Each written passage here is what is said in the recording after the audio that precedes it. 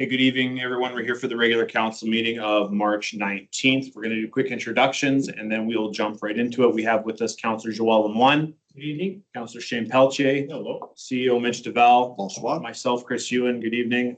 Councillor Janine Belanger. Good evening. Councillor Jason Bodnarchuk. Good evening. And Assistant CEO Dominic Lemoine.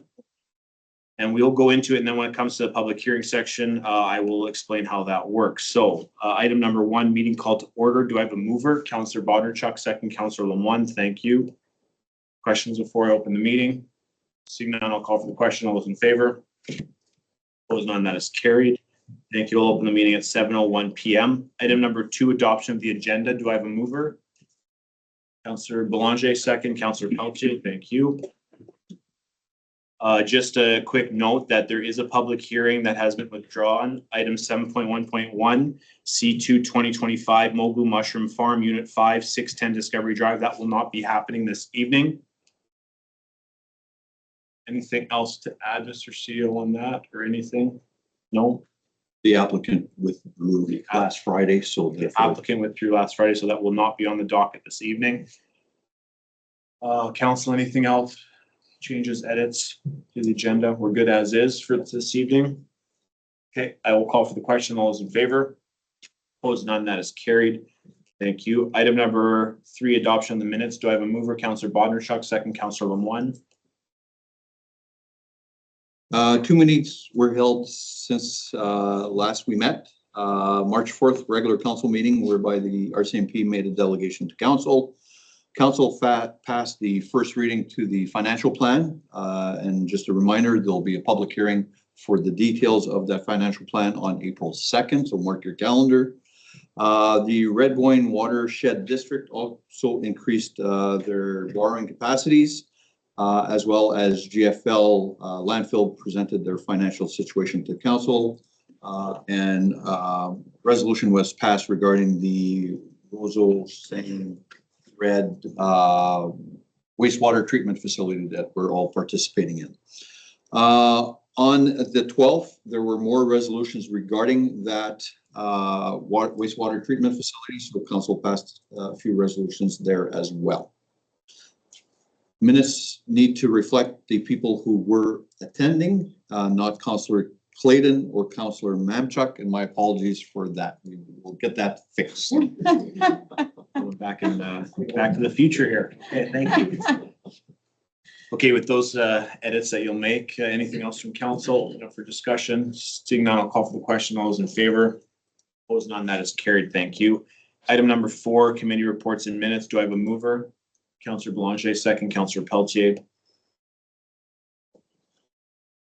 2 reports presented by Councillor Belanger regarding the Red River Basin Commission, as well as the Red Boyne Watershed District, there for council's availability. Thank you. Council, discussion, debate.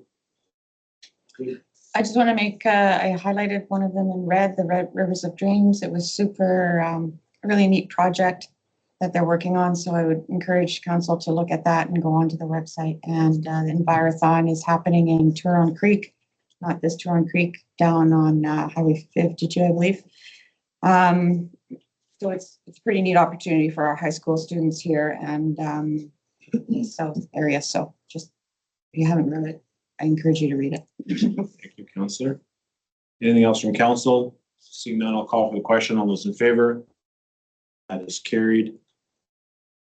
5.1, accounts paid to be approved. Do I have a mover? Councillor Bodnarchuk, second. Councillor Lemoine. Small batch for $4,000. Nothing to report there. Thank you. Council, discussion, debate.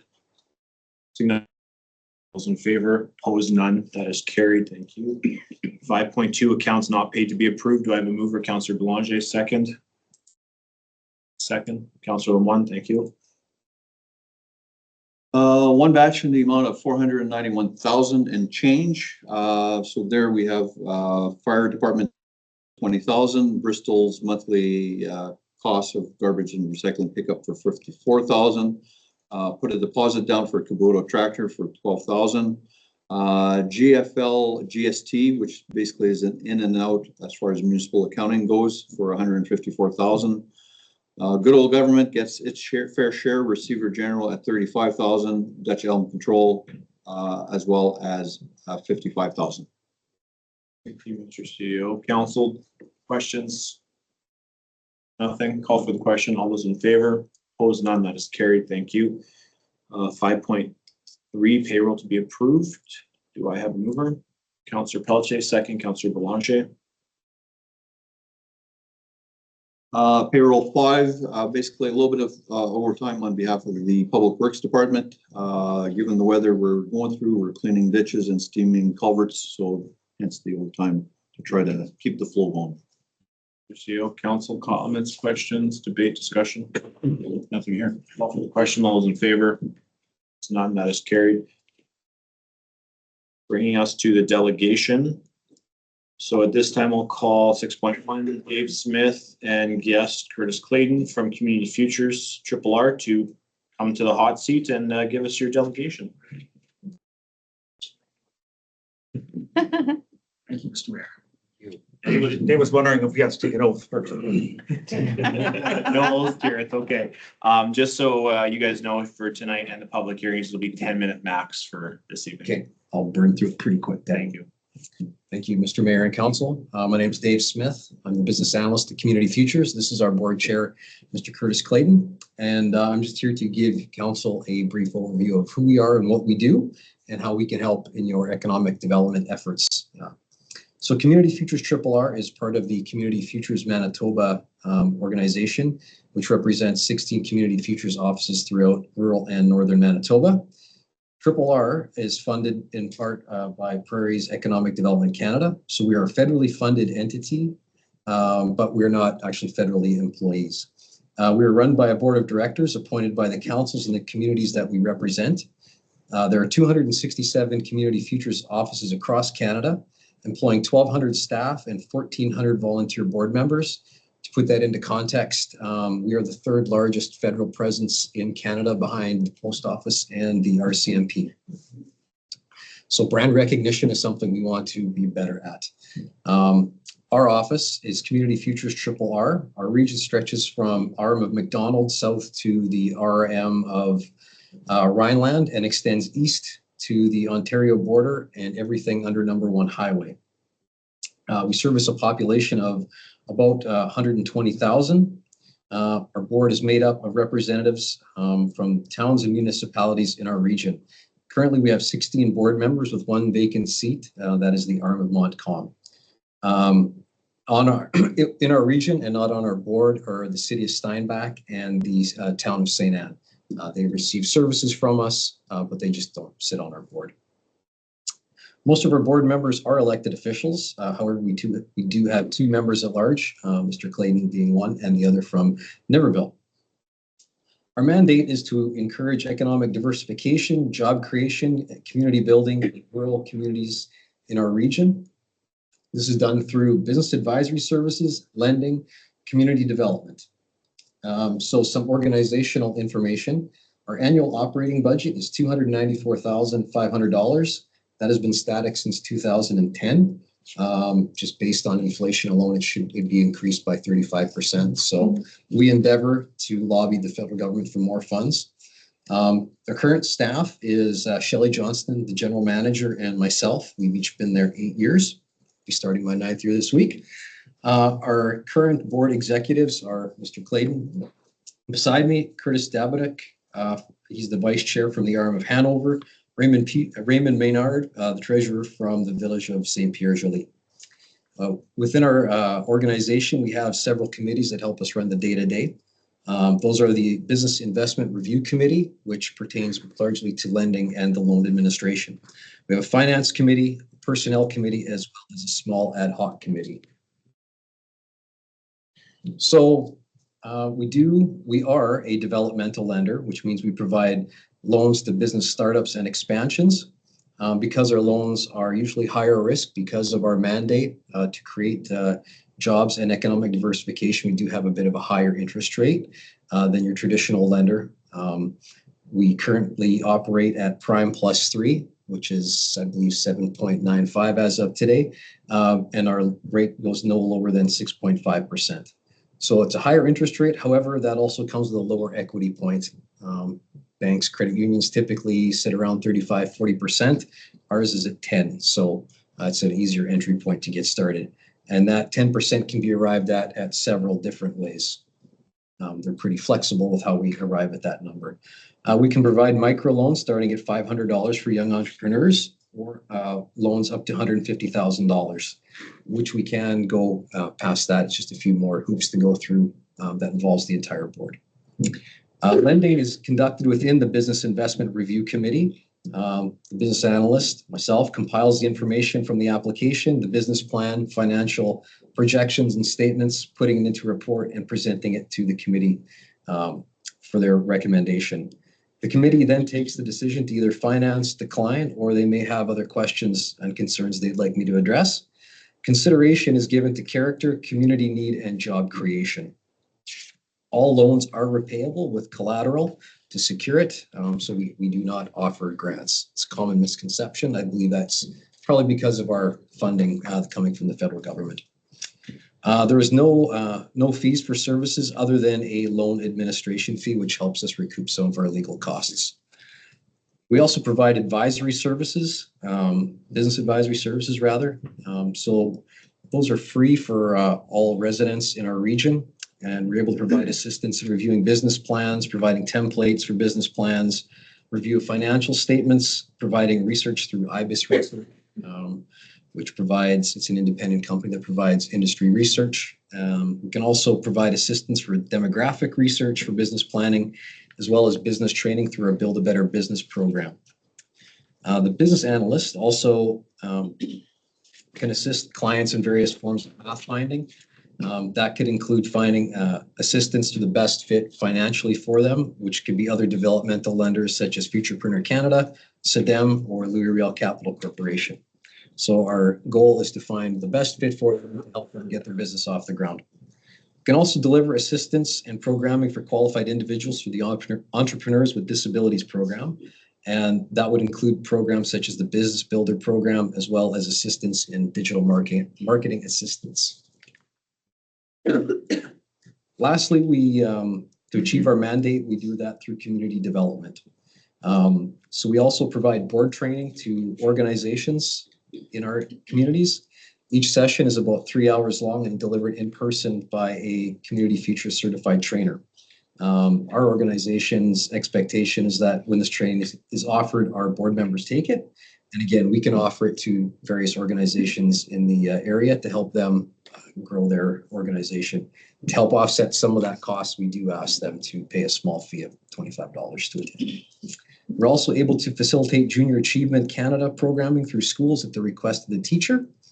And we're also assists community groups and nonprofits with strategic planning and pathfinding assistance, given their limited budgets and the cost of that. So we do provide that for them at no cost. Triple R also assists community, BizCamp is our summer youth program that we created in 2011. We run several camps in communities in our region each summer. The camp is tailored for youth ages 9 to 13. Campers learn about the basics of being an entrepreneur, marketing, as well as some of the considerations in running a business. So the week-long camp, there's minimal curriculum, lots of fun activities. Then they create their product, and at the end of the week, we host a market where they sell their products and get to keep all the profits. Each week, we try and incorporate local community businesses, community and businesses for engagement for the campers. Just some upcoming some stats from the last 5 years as it pertains to your municipality. During COVID, we had the Rural Relief and Recovery Fund program, which was a CEBA equivalent that was announced as a lot of the initial people that tried to get CEBA were excluded due to banking regulations and whatnot. So we provided 6 of those loans of up to $60,000 each, as well as support for bookkeeping and digital marketing assistance. So we assisted 6 clients for about $3,500 in programming for them. Currently, we have 3 loans in our portfolio valued at $215,000 in your municipality. Recently, we also participated in the Edge Business Expo, where we also did some training there. And we do have a biz camp coming up in Ildersheen in July. So with that, I would open it up to any questions you may have of us. Thank you very much.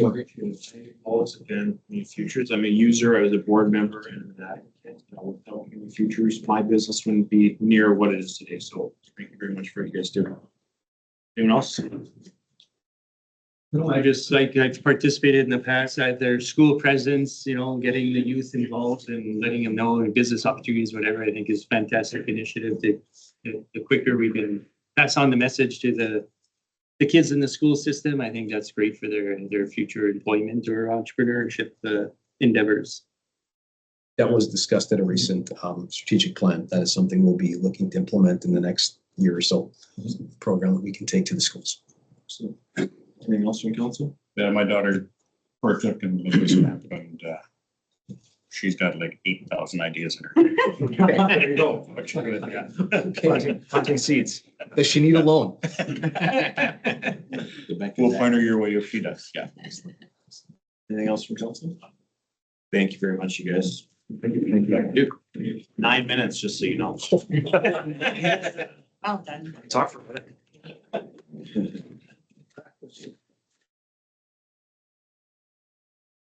Okay, we'll give it a minute before we go into public hearings.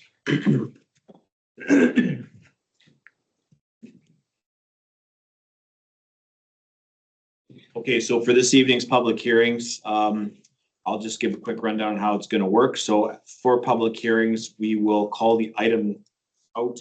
Our CEO will give a quick spiel on what he needs to say, and then I will open the public hearing at X time. At that time, I will ask anyone that wishes to speak in favor, or sorry, anyone wishing to make a presentation or the applicant wishing to speak would come up or go online and present themselves, and they would do their presentation.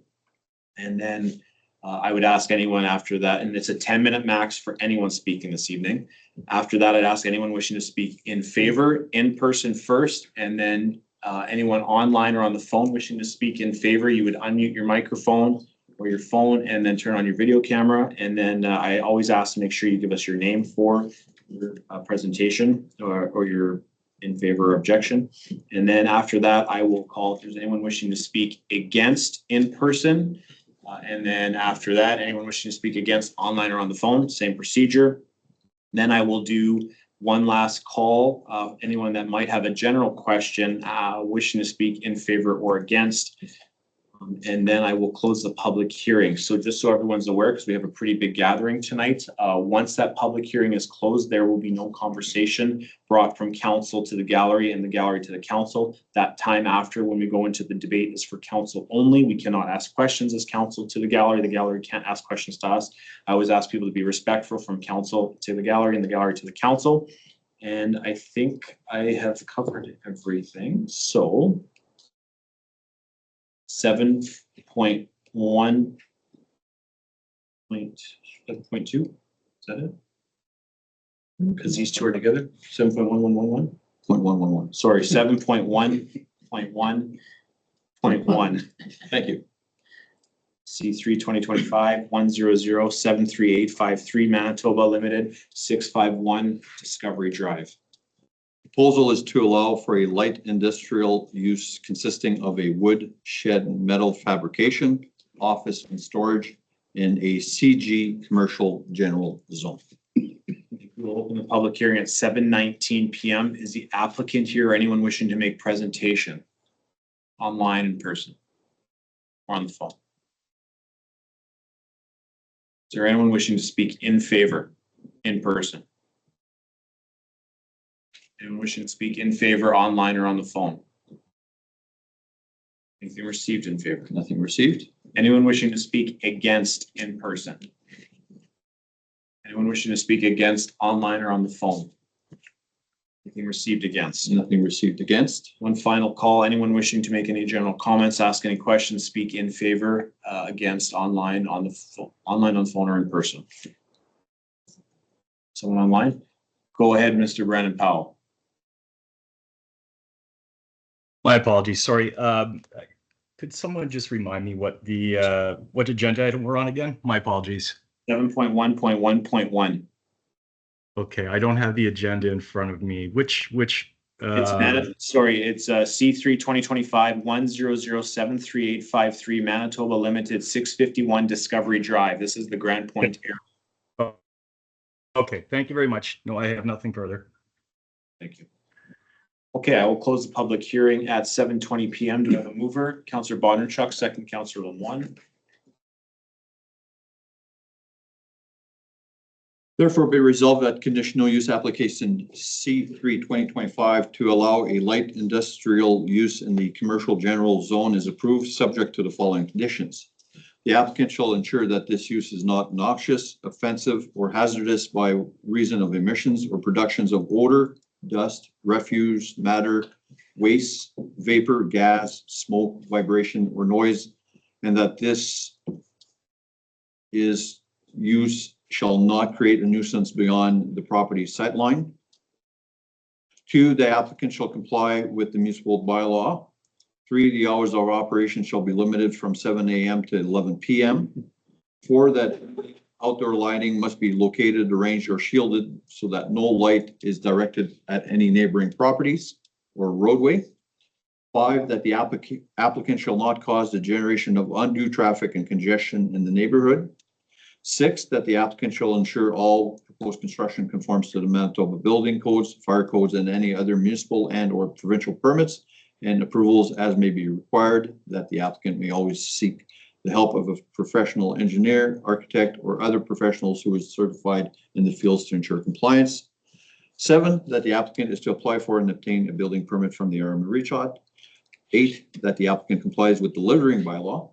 9, that any signage shall comply with the municipal zoning bylaw part 11. 10, that the exterior storage is to be contained within a maximum 10-foot privacy fence as per section 3.26 of the zoning bylaw and hidden from public view. And 11, that the applicant will sign a confirmation letter accepting the terms of this order, and there may be site audits conducted to ensure compliance, and any non-compliance issues may be caused to revoke the conditional use at any time. Thank you, Mr. CEO. I will open up for council discussion and debate. Council, has anyone wanted to make any comments? Discussion? Pretty straightforward. It's gonna be next to another lumber shop, so. Another great business in the industrial park. Perfect. Okay, I'll call for the question. All those in favor? Opposed? None. That is carried. Thank you. 7.2.1. Sorry, before I say that, before I go into that, I forgot to mention too that when we're doing an in favor or opposed, I do ask if you do want to speak, that's totally fine. I do want you to engage, but I will say that I don't like repetition. So if you do come up after someone said what you were going to say, all you do is you just come up and say, I agree as to the previous comments, or I disagree, whatever. Just because we're essence of time, we have to save that. So just agree or disagree, and then just state what your position is. Okay, sorry. 7.2.1, bylaw 1/2025, rezone 330 Dumaine Road from RMHP to RG8, second reading. As this is a rezone, a public hearing is required, and to be a little bit more precise than the description provided, it is at the corner of Dumaine and Bunto in the community of Village.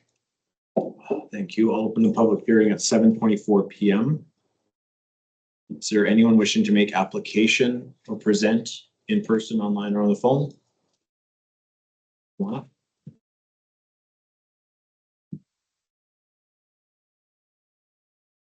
Good evening. We're packed, so I'll try to make it really nice and quick and succinct, and I won't take 9 minutes. We are applying to rezone 330 Dumaine. The subject property is an approximately 0.45 acre parcel, approximately 2,100 square feet. It's currently zoned residential mobile home park. The minimum site area for a residential mobile home park is 1 acre, so we don't even qualify for that. We're simply trying to get it ready to potentially do something with the lot in the future. The adjacent lots to the east, and then going kind of south are all zoned RG8. Any sort of multiple family unit or development would need to come for a conditional use if or when that was proposed. This is kind of the let's get ready so that if we want to do something, we're not applying for rezoning at that point. So there are no plans that are imminent or any designs that are imminent at this point. Thank you. If there are any questions, I'm here and I can answer them. Appreciate that. Council, do you have any questions at this time for the applicant? I was gonna ask, what's the plans, but that's, you just answered that, so I'm good, yeah. Thank you very much. Appreciate it. Thank you. See, not a good 9 minutes. Name for the public. Sorry, name for the public record. Allison Drieger. Thank you. Okay, is there anyone wishing to speak in favor in person? Anyone wishing to speak in favor online or on the phone? Anything received in favor? Nothing received. Anyone wishing to speak against in person? Anyone wishing to speak against online or on the phone? Anything received against? We've received one objection from Cindy and Ken Neal. Council has that letter. Do you want that read into the record? No, we will not be reading objection letters this evening for us some time. Council has it on their file We do. for review. Thank you. Okay, general last call. Anyone wish to make any final comments, ask questions, speak in favor or against, online, on the phone, or in person? Seeing none, I'll close the public hearing at 7:26 PM. Do I have a mover? Councillor Pelletier, second Councillor Belanger. Thank you. Sorry. Pelletier and Belanger. Thank you.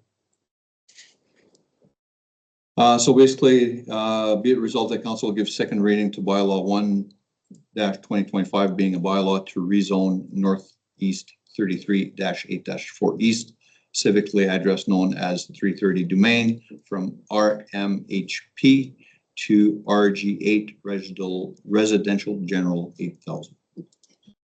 I'll open up for council debate, discussion. Council, anything to add? Probably should have been zoned RG8. I don't know when the line got put in the wrong spot, but Yeah, originally I agree. Okay, call for the question. All those in favor? Opposed, none. That is carried.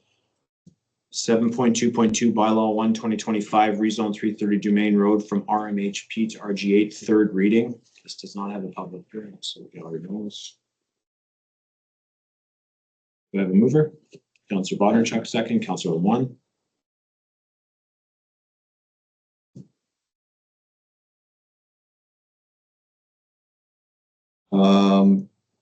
Basically giving it third reading and allowing the mayor and chief administrative officer to sign off. Thank you.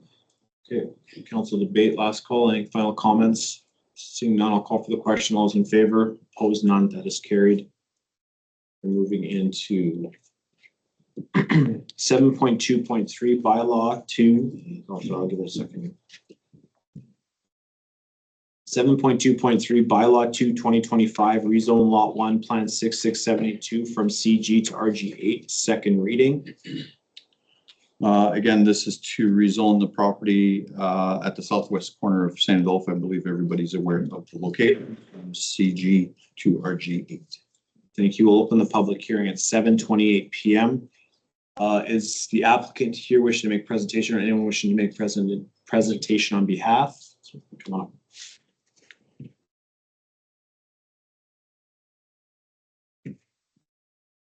Good evening, council. My name is Luke Weed, Kingdom Home Building Inc. Thank you for having me here, for the opportunity to speak to you.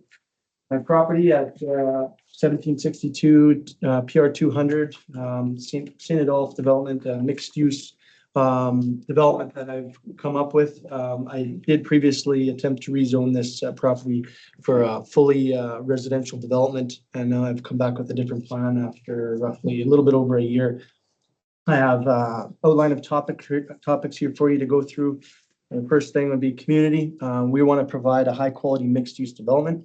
After surveying an estimated 200 St. Adolphe residents in addition to the former, we've come up with a beautiful mixed use development. This plan would bring anywhere from 2 to 5 new businesses to town, depending on the size of space each tenant wants, and beautiful high quality housing units for residents interested in a low maintenance lifestyle. We have heard the desire for some commercial. This is a way to help achieve that. You can see by 3D rendering here, we have plans that are basically going to bring something that we don't believe is here yet, as far as some extra amenities to a residential and commercial complex. Some of this area will be available to the commercial, not tenants, but the commercial, I guess the consumers that are just using the businesses, the consumers, as well as the residences. We do have a plan on this site here to have either a pool or a pickleball court, which you'll see. Next slide, please. So we intend to survey those wanting to move into our complex to get resident feedback to help us decide if we will do an in-ground heated swimming pool or if we'll do a professional fenced-in pickleball court. Next slide. Yep. So that one, it shows that either option will promote social interaction, health and well-being, entertainment, and more for our residents and their guests. And it is quite possible that we'll be able to fit both. However, I showed it like this just to illustrate how it could look. We'll have some workout stations around a walking path around the development. We plan to create a trail around the entire property to create enjoyable and convenient way to promote physical activity. This also provides safe on-site resources for exercise and building community with minimal exposure to traffic. Beautiful outdoor spaces will also build community. A guest suite is something we're hoping to do as well. Many tenants live in a beautiful apartment but don't have enough space, or guests wouldn't want to intrude or ask to stay with the tenant. So out-of-town visits aren't as easy, with hotels being the best option. A guest suite is the answer and can be booked by any tenants for their guests. Residents will love the flexibility to invite out-of-town guests to come visit while residing here. An amenity room, a common amenity room with features such as a big screen TV, pool table, kitchenette, lounge, furniture, fireplace, and more, provides a great meeting place for residents and guests to enjoy each other's company without having to necessarily be inside the resident's home. This also builds community and is a great place to have some extra features of residents to enjoy. Potential golf simulator and lounge. Again, I want to survey, if this were to be approved, I'd like to survey residents that actually want to live in the building. So that's why I say potential, because there could be room made for something like this, a golf simulator. It's a great option in our cold winters. People seem to enjoy it. Some potential commercial spaces that I've thought of, which are not set in stone. I won't be the one owning businesses in the building, but I'd like to build a beautiful space for businesses to build to suit their needs. Barber shop would be an option, or salon, dentist, office, coffee and bakery. Next slide, please. Would be a good idea. A spa of some kind would be nice. Massage therapy, something like that. Next slide, please. So originally I had designed a plan that had a parking lot across the pipeline, and I'm not going to be exploring that option. It's not feasible dealing with Imperial Oil. That's just not feasible due to the engineering requirements that they would require. It's not something we had to work around and downsize the development. So the other building on the bottom, even though it doesn't look much smaller, it's way smaller because there's no living space on the main floor. It would be parking underneath the building, as in just ground level, which we'll see in a second. Whereas the big building, which is phase one, which I'll get to, the large building is what I'm actually hoping to be approved to do with the development agreement. And I'm fully understanding that in speaking with the CEO and the province, that phase two of my proposed development, phase two, would be written in your development agreement in some way that it's subject to being approved for my north access to actually be paved, because of the fact that I can't access my land from that other fee access that went in. So we will have ample green space. We're still allowed to, it's still my land. I still have to cut the grass and maintain that grass area, but I can't do any development on it. So we'll have a huge park-like space there, which would be beautiful for the residents. Next slide, please. We do have the required amount of parking. Though the units aren't written just on these 3D images, we plan to fully comply with your bylaws of 2 parking stalls plus 10% and whatever we need for parking, that we're not going to ask for variances on parking. For the commercial, I have a little bit of a larger zoomed out version there to show you. The commercial units will be all across the front, as well as wrapped around the left side of that slide, which you'll see in a minute. So we'll be able to break them up. As you can see, the double doors on the right, like that could be 2 units on that end, which would be smaller units. The next one there on the left would be 1 or even 2 units could fit there. That's still open for change depending on what businesses need. And then the one on the left there would be even deeper, larger space on the far left there. There will be an elevator in the complex, a rooftop terrace there on the third level, which would be awesome. Top view there of the first building, like the main phase one. It just shows you that how that could look. There will be parking all the way from kind of where you see the pickleball court there, a little bit further to the right, but all the way to the back and left side. That portion of the building would have underground parking. So it'd be like approximately 3 feet above grade, possibly 2. So it's about 7 or 8 feet underground subgrade parking, EV parking, which would be very nice. I don't think that any underground parking exists yet in St. Adolphe. So there's another walking trail shows, which I already mentioned. You can see the parking there, lots of green space along the back here as well. Very nice. And then high quality appeal and design. You can see the heated parkade entrance would be on the left there. We'll do the earth bins, garbage bins that they don't show on here, but they're a bin that doesn't, they have like sealed lids, so they're much nicer for smell and cleanliness. They do dig them, like you have to dig a hole and put them into the ground a little ways too, so you get larger storage with less bins and not, you know, just loose bins sliding around the parking lot kind of thing. So that's nice. Heated parkade. I just have a photo there to show you what a heated parkade obviously would be a nice option. And then, of course, it says on the next slide, phase 2 will wait until our north access is approved by the highways department and the municipality, of course, which we fully understand, but I just wanted to show you what it could look like in the future. Yeah, that's how that would look there. And then the overall development, 3-story development with commercial on the main floor there, as I mentioned already. I got it in there twice by accident, my mistake. So the building, the main building here, phase 1, that's just to show you the site plan with the dimensions for your administration and for yourselves to see. They all fit within the zoning bylaw as far as your setbacks. We're committed to making sure that we're abiding by all your setbacks, as well as land drainage, stormwater management, all of that stuff. We're very experienced in following what engineers require for that. So we want to comply with all that. And then this, just to know, just in case people would ask, is 55 to 59 units is what this phase 1 is. And that will always just depend on the amount of commercial space that is rented and parking that's needed for the types of businesses that you would require or your administration would require of us, as well as the 2 parking stalls plus 10% on the rest. So we'll just, that number we'll accept what number it can be based on those requirements. And then I'll just buzz through the company track record here. We've been directly involved with over 200 units in the past 6 years. We strive to be leaders in the industry in quality, design, and resident living experience. We believe that this development would be a great asset to the RM-Verachat and town of St. Adolphe. And then some really quick results from our survey. They were in 2024, but I just wanted to read them to you. There's some of them, they're not every single answer in here, but 89.35% of people believe there is a demand for small business to open in St. Adolphe. 96.76%, 209 of the people surveyed said they lived in St. Adolphe or immediate surrounding area. So that was good. 71.17% people said they'd support and even pay more to local businesses if available. 93.06% said they'd support the municipality in promoting businesses starting up or moving to St. Adolphe. 69% strongly support a mixed-use development that has commercial and residential. 17.13% said they were neutral, while only 14.35% of these that were surveyed said they opposed the idea. 34 participants answered yes when asked if a building like this was built in the next 12 to 24 months, would you be interested in living in it? 72.69% felt it would be a good thing if their elected council could help bring businesses and more housing to the community.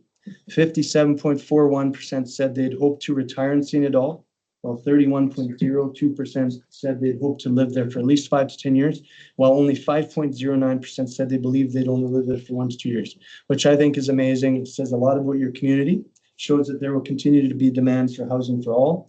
This includes those looking to relocate to St. Adolphe, those who want to retire into a low-maintenance lifestyle, those looking to downsize, professionals looking to save, to buy a home in the community, and more. We would love to be part of filling this need. Again, my name is Luke Weeb. I look forward to the possibility of this development being completed within your community and ask for your consideration towards seeing this vision become a reality. Thank you so much. Do you have any comments or questions for Mr. Weeb?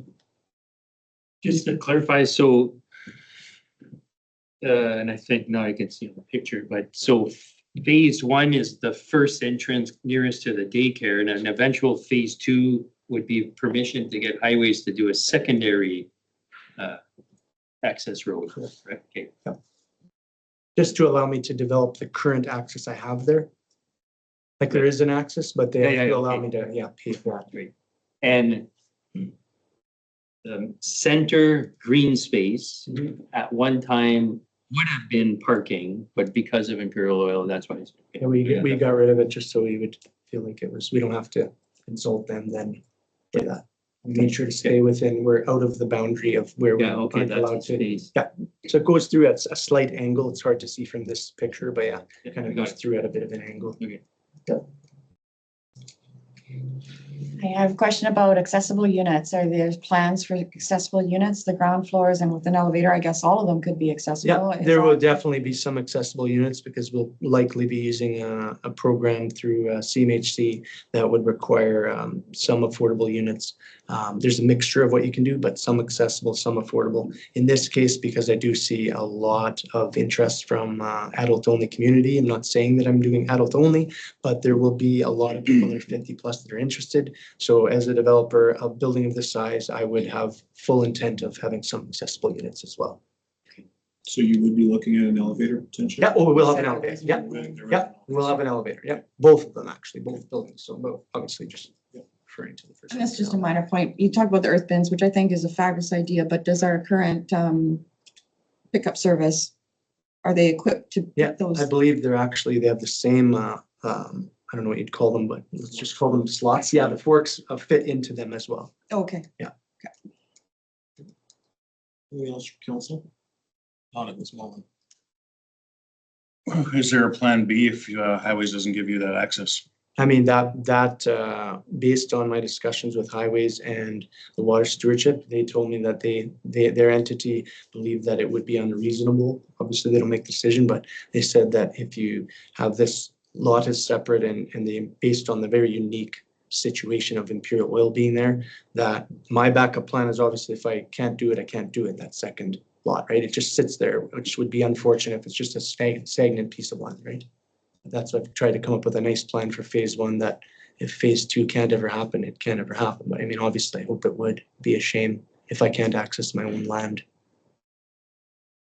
You ever thought about surveying the citizens of the town? Because 200 out of 1,600 people in this town doesn't really give you. It's just as many as, so I paid money for like online ads, paid money and got a lot of people within a short time. And after that, it petered off to like one or two a day or whatever. And then after that, nothing.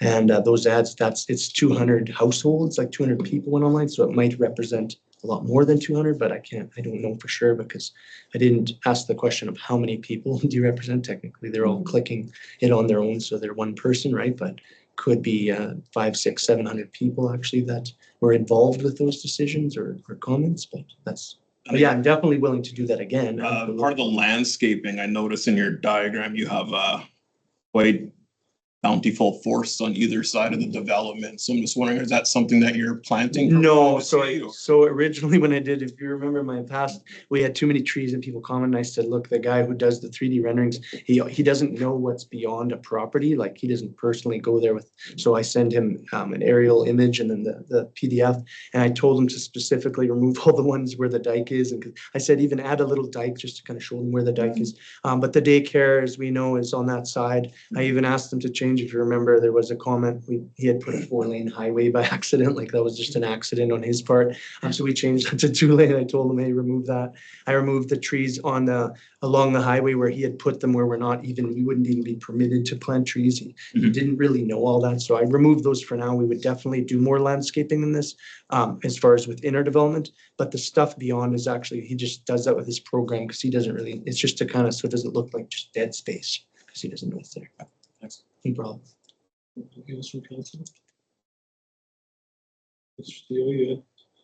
Just a couple questions when it came to one of the slides said potential commercial space, and then you mentioned it again at the end with 50 to 59 units pending commercial.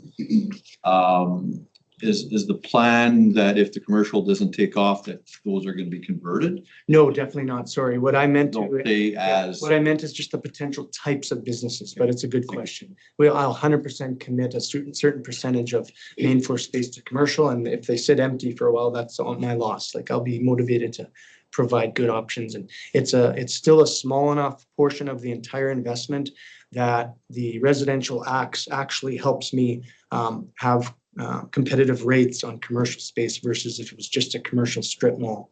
like I just couldn't, I'm not in the business of building strictly commercial. Most people, I've done a good amount. I'm very blessed to have done the work I've done so far in this business. However, strictly commercial is a whole nother level of real estate development that's a lot bigger than what I do and what most people do in the smaller communities.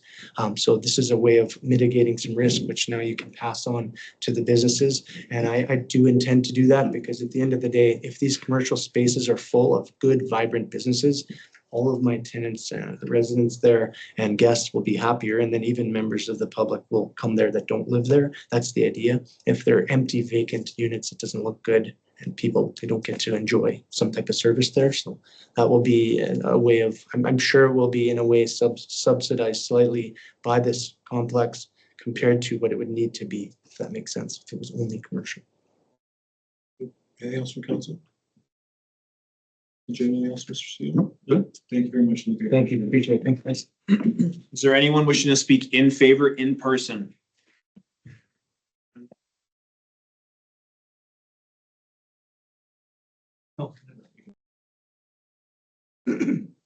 Sorry, anyone wishing to speak in favor in person? Anyone online or on the phone wishing to speak in favor? Anything received in favor? Nothing received. In favor? Thank you. Anyone wishing to speak against in person? Mr. Rochon, come on up.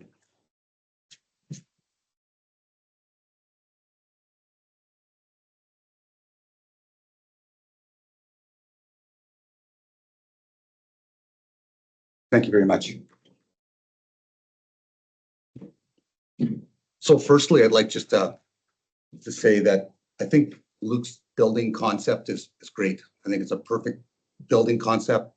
The location is the issue. I think if this building was in Turon Creek, his numbers would have been even better. But I believe that you can make numbers look whatever they are, they're like.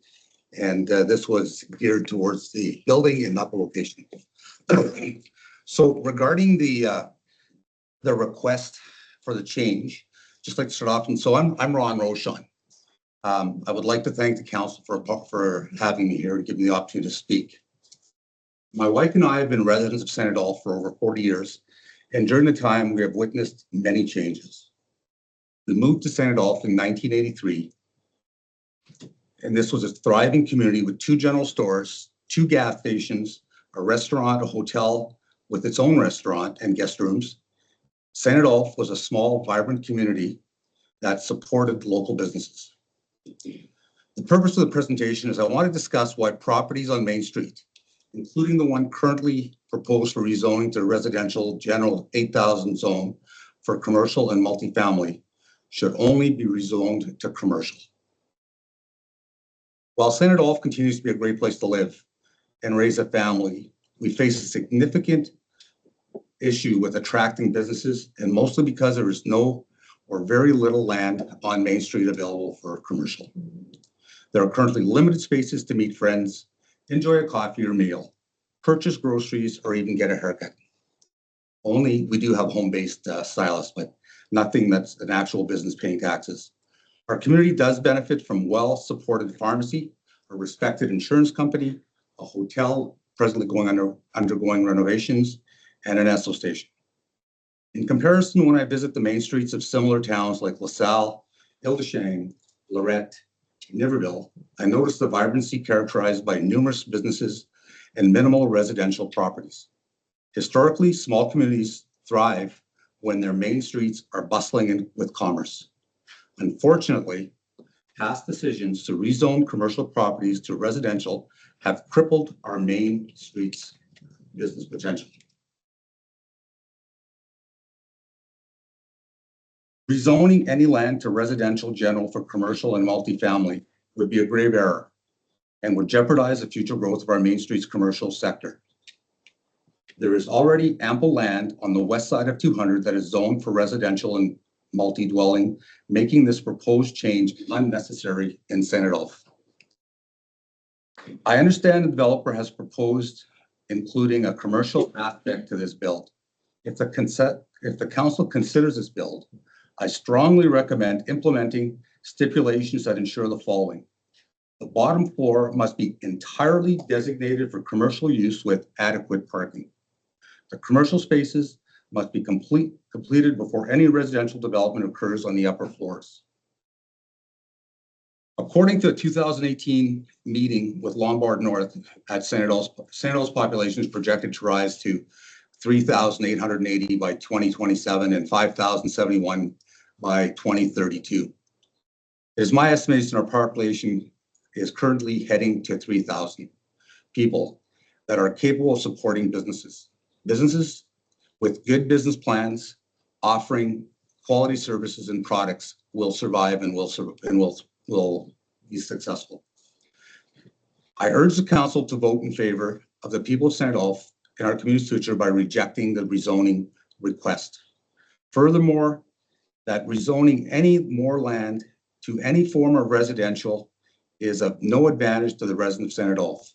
I advocate that no land be rezoned from agriculture to commercial to residential unless it incorporates a significant amount of commercial space.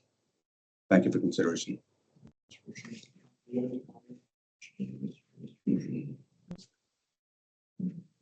Thank you. If you have an extra copy, I would greatly appreciate it. Forward it to my email.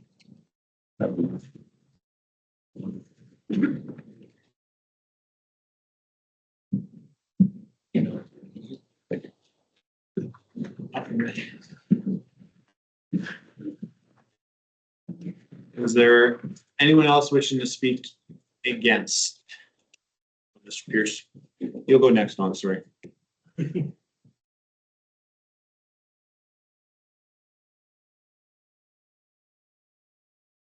evening. My name is Keith Pierce. I live at 190 Main Street, kitty corner from the proposed development. And my wife and I have been living in St. Adolphe for 30 years, right now. I agree with pretty well everything that Ron has said, but I wish to add some other points. If I'm not mistaken, the bylaw, Ritshot zoning bylaw 9-2019 is designed to adhere to the Municipal Planning Act of Manitoba, which is a legal document that specifies how hearings and proposals are to be handled in council, and when there's hearings called for and developments proposed.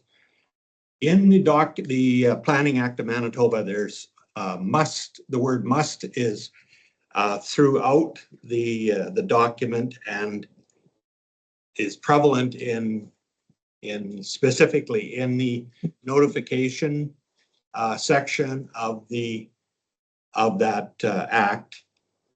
And with the word must in there, that's a legal word that indicates there's really no gray area, isn't a shall or wish. It's the person has to do that. Now, one of the musts is that every affected property within 100 meters of the proposed, the site in question is to be notified of the proposal. And that was not done, not even for the first reading of this proposal. I've been in contact with pretty well everybody within 100 meters, and nobody received their notifications up until about 12 days ago. They were mailed out to us. So the first reading, another must is that a placard be placed within, believe it's a meter or 2 meters of the front of the property facing, would be facing Highway 200. And on my way here, I drove by, there's still no placard indicating anything is contemplated for that property. So what I'm getting at is that proper notification has not been done with this application. And thinking that way, I don't even believe we should be at the second hearing right now. I don't think that first hearing should have even happened. I appreciate that. I'll just pass it to CEO for 1 second. Can you verify or read out where notifications went and how they went? On our list, Mr. Pierce is on the list. Mr. Pierce is on the list? Yeah. So Mr. Pierce, did you not receive notification? About 12 days ago I did. Didn't receive it before the first hearing. So, If I may, yeah, go ahead. Thank you. having done this many of times, it's not the Municipal Planning Act, it's just a planning act, plain and simple. Section 74, bracket 1 states that for public hearings, before or after council gives first reading of a zoning bylaw, a council must hold a public hearing to receive representations from any person on the bylaw and give notice of the hearing in accordance to section 168. So usually what councils do is they give it first reading, just put it on the books, and then that triggers administration. Okay. Then go forward with notification as per section 168. I won't talk about 167, 166 and 167. That's just a notice of hearing and what's in the notice, and everything is in the notice. In section, let me see here. Yeah, 168, bracket 1. Notice of any of the following hearings must be given in accordance with this section. A hearing on the estimate of the planning district, which is not applicable. So I'll jump to the one that's applicable. That is section D. A hearing on the adoption of a zoning bylaw or rezoning, which falls in the same classification under the section 74 that I read before. Now, 162, and I think this is where the confusion might happen. 168 bracket 2, notice of the hearing must be given in accordance with one of the following. If there is a newspaper with a general circulation in the municipality, by publishing notice of the hearing in one issue in 2 occasions, 6 days apart, for a period beginning 40 days, but ending before 7 days of the hearing. By 2, putting it on a website of the newspaper. And if no paper, putting it in the community. So we have the Carillon, we've posted it twice in that newspaper. We have the clippings, whatever you want to call it, as evidence. 168.3 is more of sending it to other people, such as the minister of the province as well, other municipalities surrounding the RM. 168.4 is the key. Notice to affected property owners. If the hearing is to be held to consider an amendment to a bylaw that would affect a specific property, A, a copy of the notice of the hearing must be sent at least 14 days before the hearing to the owner of the affected property and every owner property located within 100 meters of the affected property. You did mention that. And that is what we did. Now, the timing is may depend as to when you went to the post office to pick it up, but we send it for sure at least 14 days prior to the hearing.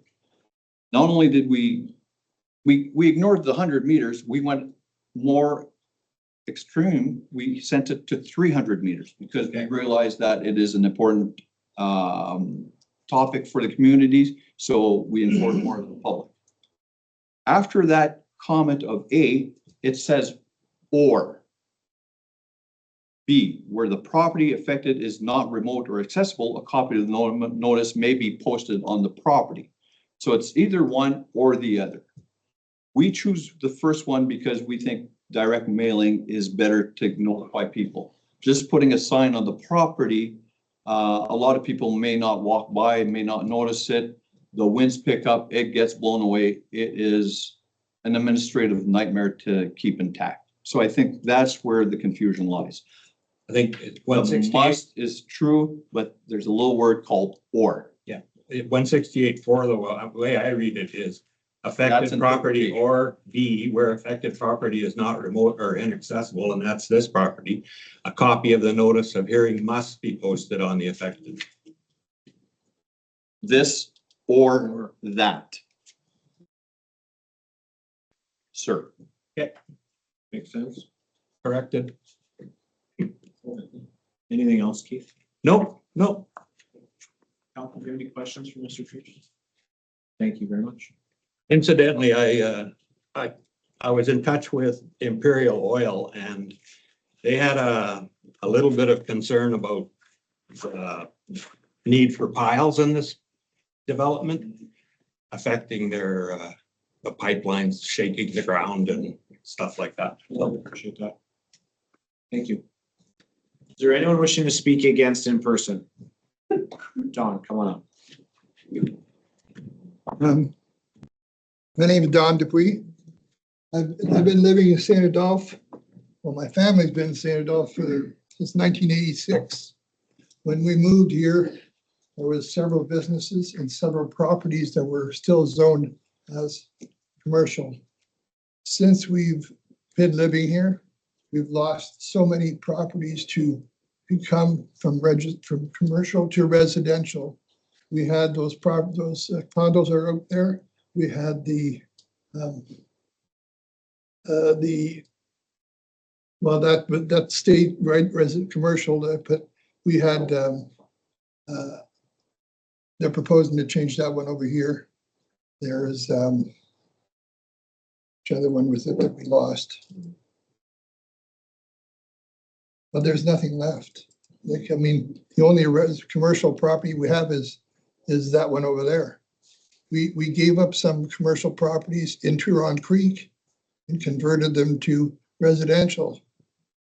Like, where are we going to build any commercial properties? There's nothing available. There's no longer anything available. Where can we build any businesses? We can't. What they're proposing here, and they're proposing to have businesses, how big are these business properties going to be? And what's their rent structure going to be? And the rental for the residential property, what are they going to be? Like, we have to figure that out, because if they're not attainable, there's not going to be a property, a business won't be viable if you can't pay the rent. If the rent's too high, then what's going to happen to those properties? They're going to have to be converted because they won't be able to rent them out. So they'll either go derelict or they'll have to be converted to residential. You know, so we're kind of, like, what other properties in town do we have that's commercial?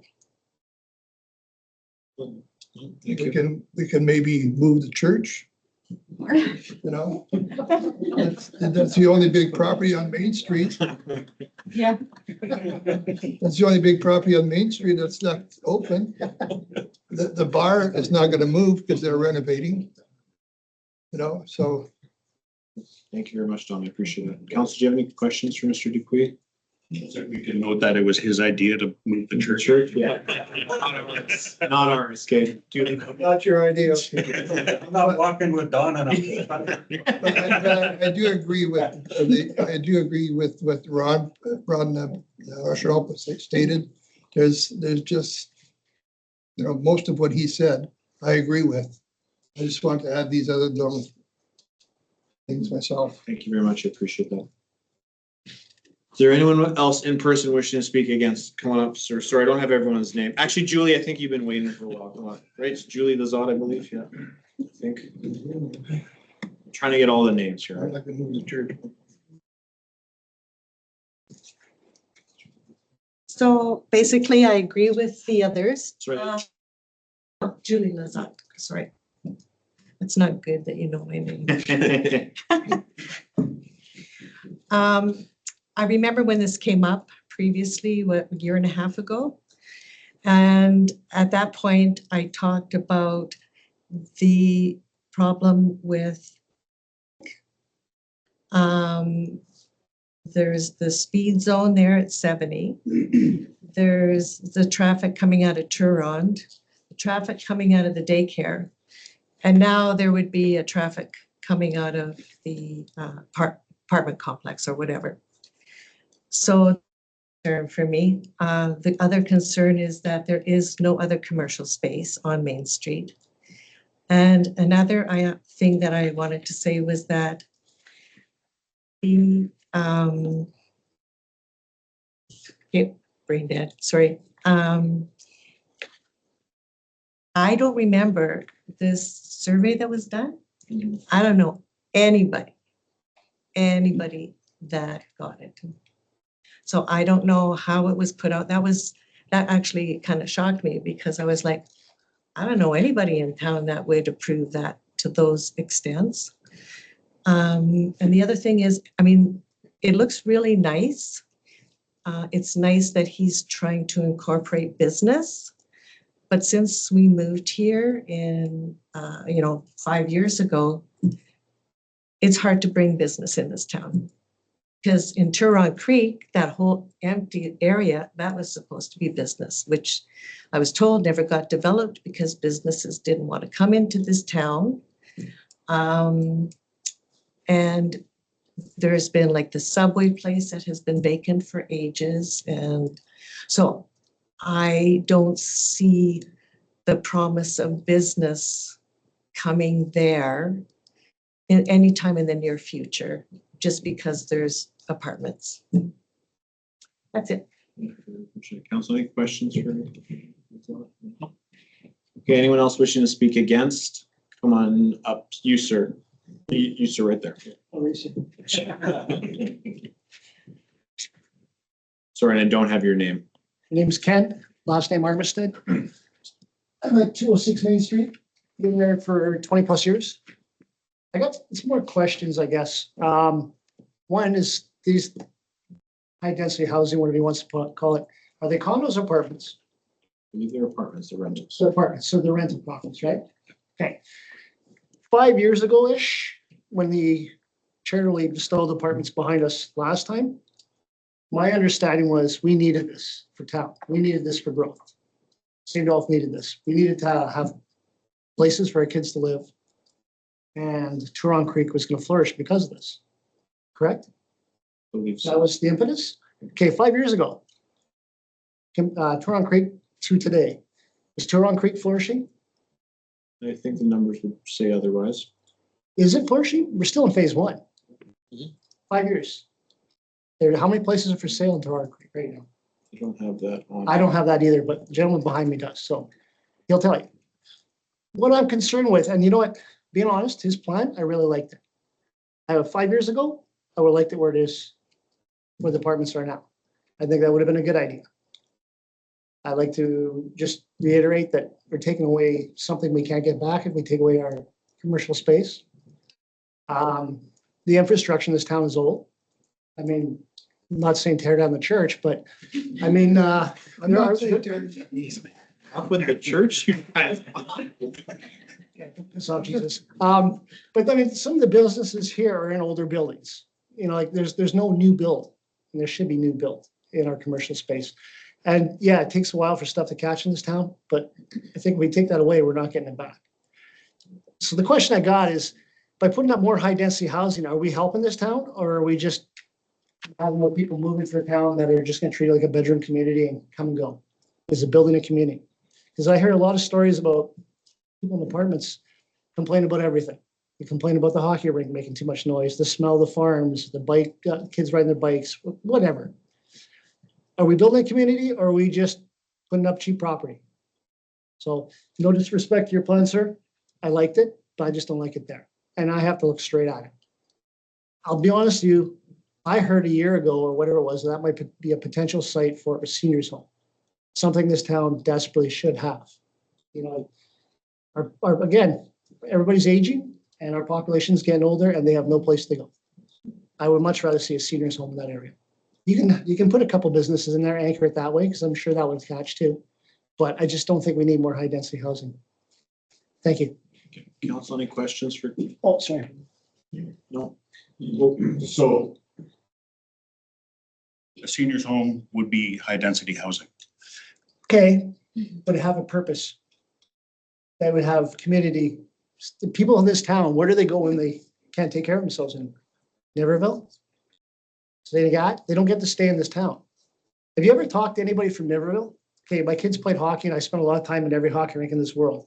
Liverpool had the worst in the whole loop up until a couple of years ago. You ask these people, why is it you have such beautiful parks and everything else and your hockey rink is a dive? And it's like, well, they started off their plan development, their big picture, cradle to grave. And they went backwards though, because they knew the money was with the cradle, or so the older people. So they built all these nice senior homes, and they have a doctor's office. My doctor's there. They have a dentist office. My dentist is there.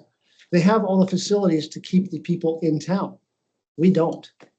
You want to talk about why we're dying? We're just making no effort to keep the old people here. Older, elderly. Sorry, I don't want to. I'm going to get it after this. I'm sorry. We have no way of accommodating those people. We have a really good pharmacist who tries his best for everybody, but he tried to bring a doctor in here. It didn't work. We just don't have, I don't think we have that long range vision, and I don't think this is part of that plan. I think we should really find ways to keep our people in town. Otherwise, we are just a bedroom community. People come here, they go to work in the city, they get the groceries in the city, and they have no desire to shop and support anything in town. High density housing brings on that kind of mindset. Why should I buy something from Chris at the Esso? He's asking $4 for it. I can get it on my way home for $3. Well, I mean, Chris brings it in. It's a convenience. It's a business. But when you have that high density housing and you have that transit nature, that's what you get. I heard someone refer to LaSalle. LaSalle has very little high density housing. They really push the homes. We have like big homes that kids can't afford. Maybe we should be building smaller homes. But that's a different conversation. I get it. But, we're just not pushing that mindset that, we want to make sure our elderly are taken care of, if that's a better term. And we're just accommodating somebody who wants to put up a big building and let people move in, right? Are we actually building community? Are these people? It's like my kid moved out of town because he didn't want to live in this town. There was nothing here for him. I'm sorry that he felt that way, but that's what he was at. As a matter of fact, he feels the same way about the province. He wants to go to Alberta. I'm sure a lot of kids feel that way. But I mean, it's just like, I don't think we're doing a good enough job with that mindset. Like when you say we're at 1,600 people in Sinov, Give or take. Okay, give or take. I go to Ile des Chênes and I see condos in a ditch, right? All those apartments, they're in a ditch. They're on the highway. That's a ditch. They're in a ditch. They got all kinds of plumbing problems and so forth. And those people that live there have nothing to do with the town. Very few. Sorry, no, that's not Okay. correct at all. Okay. Yeah. How much is Ile des Chênes? Okay, I know you guys are going through a wicked development to the other side of town. But how long has that taken? You had to go through quite a few hoops to get that development. I don't want to talk about Ile des Chênes. What I want to talk about is what percentage of this town needs to be high density housing? How much it has to be single family dwelling and commercial space? Is there a formula? Is there something we follow? Or is it just this guy comes along and says he wants to build something, he bought the property and we add it on? Is there any kind of goal or end game or a vision? Do we have a vision or is it just?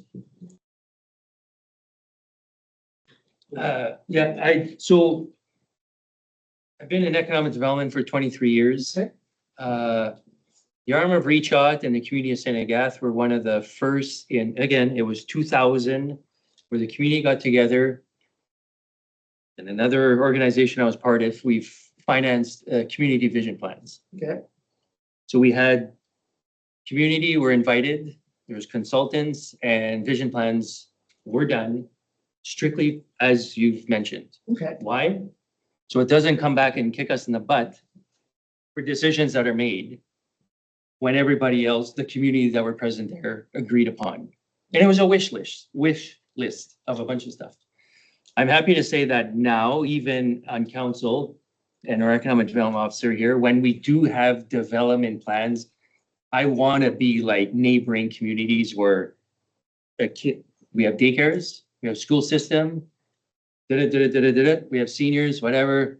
Okay, I'm in charge of the church. People will die there. So they want to live here from start to finish.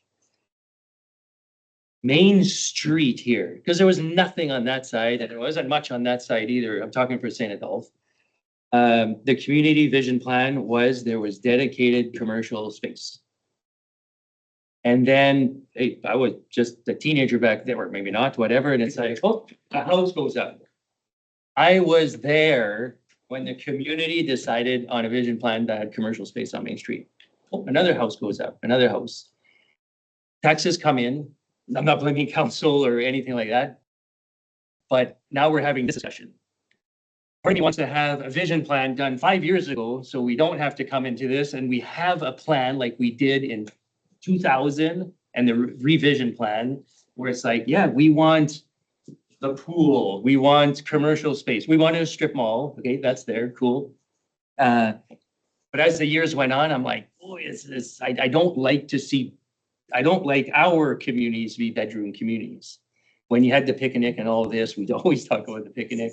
It's too bad we don't see that. Again, I'm all for the commercial space. Rentals is cool. My line of work is helping entrepreneurs start businesses. I like the idea where you can rent a commercial space for by hairdresser or whatever and live on the second or third floor. Again, I'm not going to talk in this discussion whether that's the right place or not. But it really pisses me off when it was decided by a community that we should have dedicated commercial space, and now it's getting chewed up, and now we're having discussion about we have no more space to put up commercial.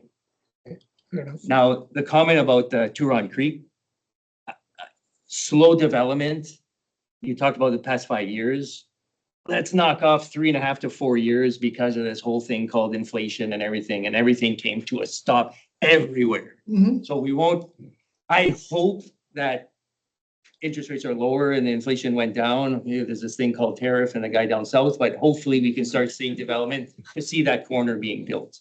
Because that's commercial space and hopefully we can, I'm not friendly competition, you know, whether it's a gas bar or a grocery store or whatever. I want to compete with too many other local, long-term commercial business owners that are already here, but I hope to see that development. So I know I'm talking a little bit all over the place, but boy, we got to stick with our guns when the community gets together and says, yeah, we need space for residential, commercial, industrial, and whatnot.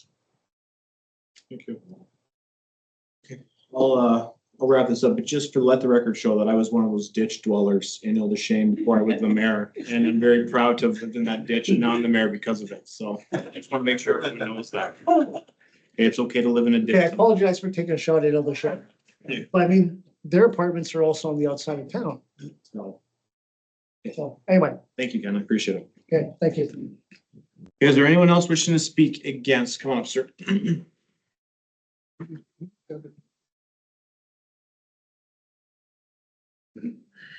Just your name for the record. Connor Bullis. Sure, what was the last name? Bullis, Bullis. Council, Mr. Mayor, thanks for letting me speak. I won't be that long. I pretty much agree more or less with what everyone said so far. We sent a letter opposed, me and my spouse. I'm not going to read it.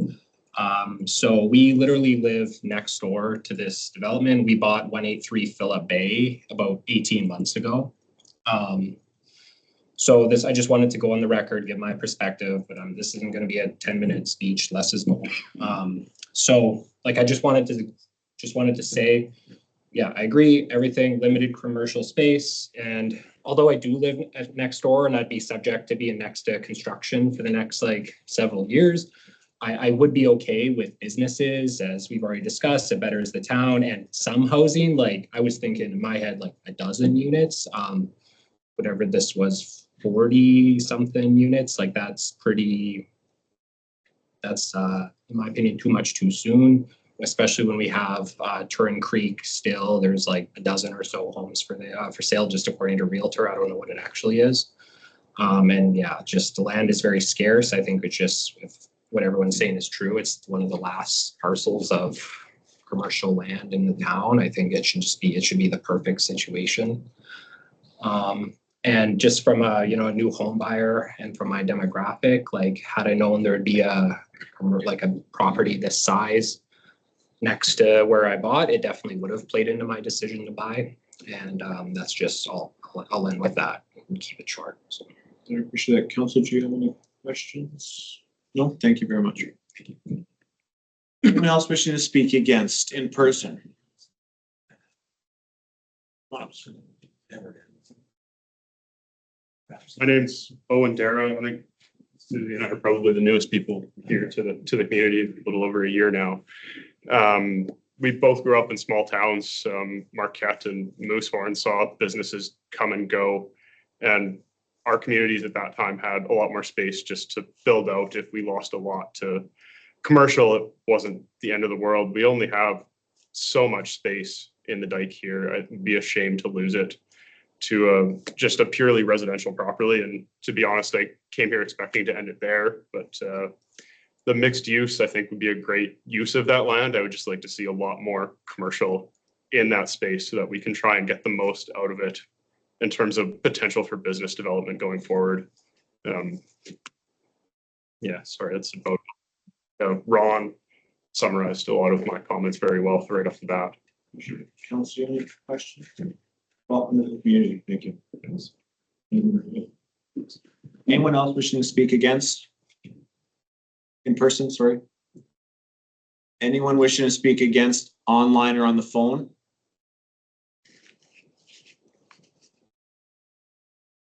Come on up, Mr. Brandon Powell, turn on your mic.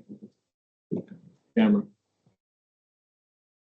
Hi there. I just have some questions, not necessarily in opposition here, so I hope I didn't jump the gun for the second time today. I tried to wait to see if there's anybody else that wanted to speak before I raised my hand here. Go ahead. But if it's okay, I can continue, or I'll get go ahead. direction from the mayor. Okay, so I've got a few questions for the applicant. First of all, I'm here on behalf of the developers of Turn Creek. Had a couple questions for the applicant, and then I had a couple questions for council. To the applicant, we've had a lot of experience working with Imperial Oil. That same pipeline runs through Turn Creek. And we've had to discuss a variety of different things with Imperial Oil, and one of those things that we had to discuss were setbacks, building setbacks. Just wondering if your site plan adheres to any sort of specific building setbacks as set or agreed upon with Imperial Oil. So that's the first question. You talked a little bit about my second question, just dealing with Manitoba transportation infrastructure. When I saw the site plan, I saw the multiple access points, and in my experience, those have been challenging to deal with when it comes to Manitoba transportation infrastructure, just because they want to reduce potential for traffic conflicts. But more specific to the one to the south, it's hard to tell on the site plan, but is the southernmost access point towards, I guess, the larger of the two buildings, is that access point aligned with the access to Turn Creek opposite Main Street? Yes, sir. And the final question for the applicant. I know that in this area, MTI, Manitoba Transportation Infrastructure, also has a control zone on either side of the highway, Highway 200.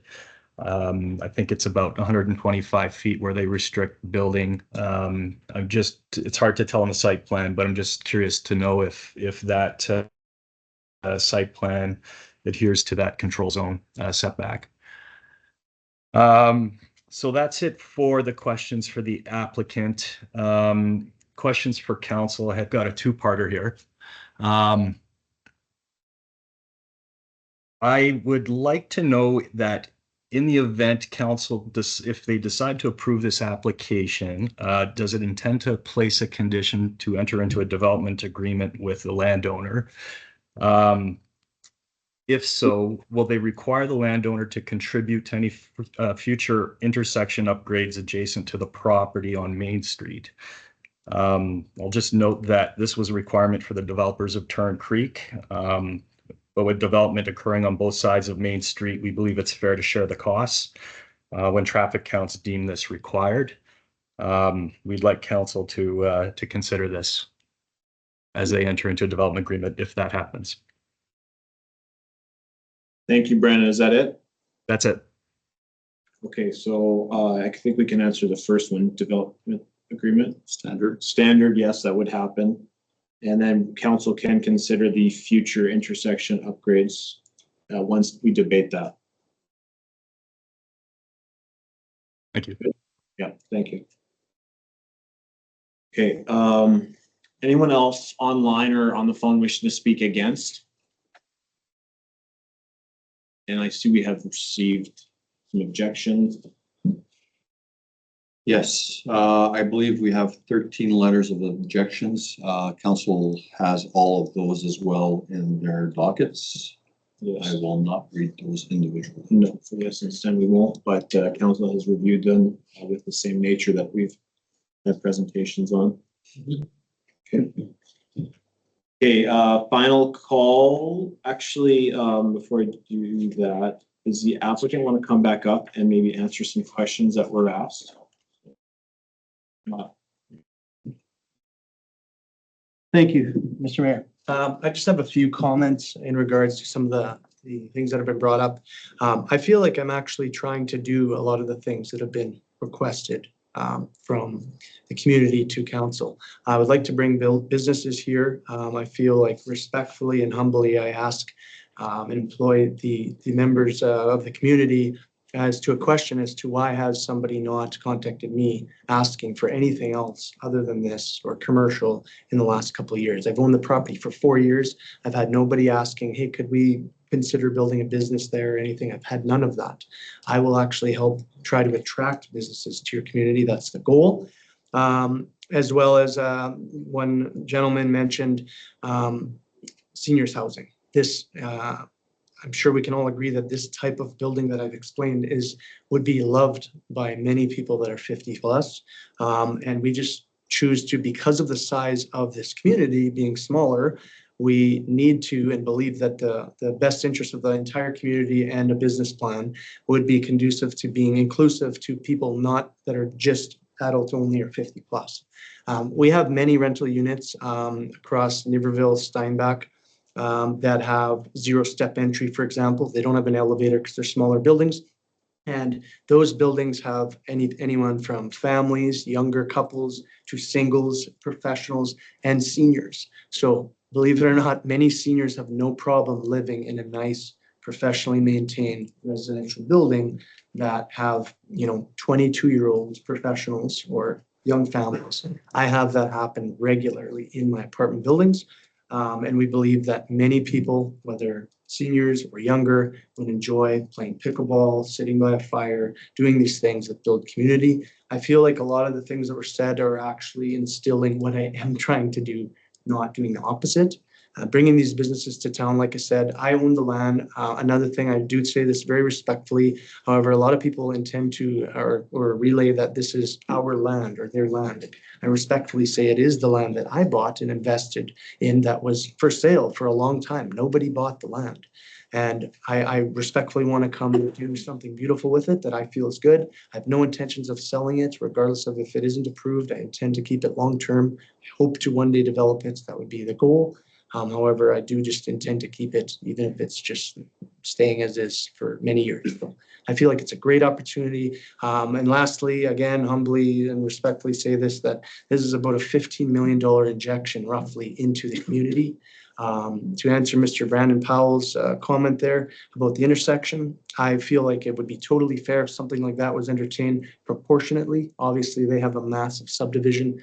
I think it's very fair to say that obviously I wouldn't have to pay 50% of any costs when I have a small little lot there, and that it is long as it would be fair. I don't see any reason that that wouldn't be fair for you to do or impose one day if that's needed. And this is a big investment. This is not just a quick. I would just like to say another thing about somebody mentioning just a quick building some units. Like if you look at our website, kingdomhomebuilding.com, if you drive by our units, you'll see that they're among some of the highest quality, beautiful buildings across southeastern Manitoba. That's what we do.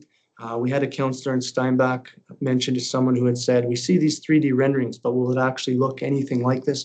And they actually, I would say, kind of like advocated for me and said, we know this builder, and if you go look at the buildings he's built, it looks almost identical to the 3D image. So we don't go and design a beautiful building and then build it with cheap quality features. Another thing to mention, the commercial, somebody mentioned about not having commercial or the rates being not feasible. I think I already mentioned it, but I will say again, I'm not in the business of having empty units. We have had 0%, 0.12%, just over 0% vacancy for the last 2 years in just over 200 units across southeastern Manitoba. So we're not in the business of having empty residential units or commercial, as I already alluded to.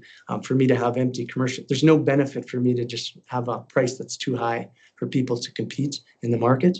And so I feel like, my presentation says 3 to 5 units, but it's well over 3,000 square feet of space. That could easily be 7 businesses in there approximately. Like I again, respectfully say this, not in any arrogance.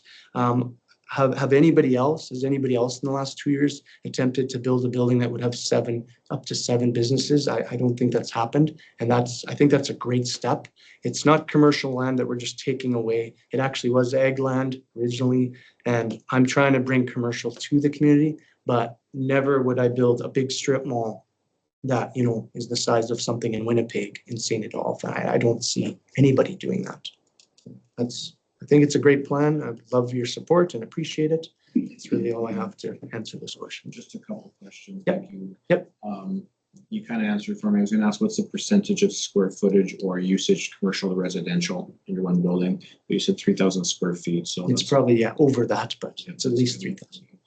Setbacks for Imperial Oil. Have you worked on that? Do you understand? Yes, sir. Yeah, I understand all that. Got all that information. And it adheres to those setbacks? Yeah, it'll adhere to that. Yeah. Okay. Council, do you have any other questions? Price point on the units? On the residential units? Residential units, for the smallest, like studio, probably be closer to $1,200, 1 bedroom, in that price range starting point. That would include parking.